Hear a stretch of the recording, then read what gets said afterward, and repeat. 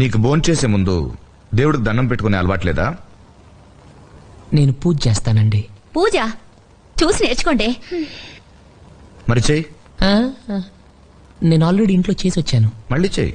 బాగా టైం పడుతుంది అంకుల్. పర్వాలేదు, మేము వెయిట్ చేస్తాం. తప్పదా? ఏ రాదా?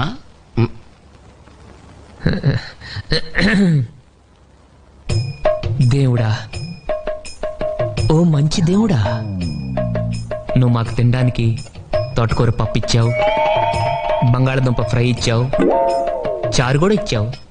ఇలాగే మన స్టేట్లో ఉన్న 7 కోట్ల మందికి కూడా ఇవ్వాలి.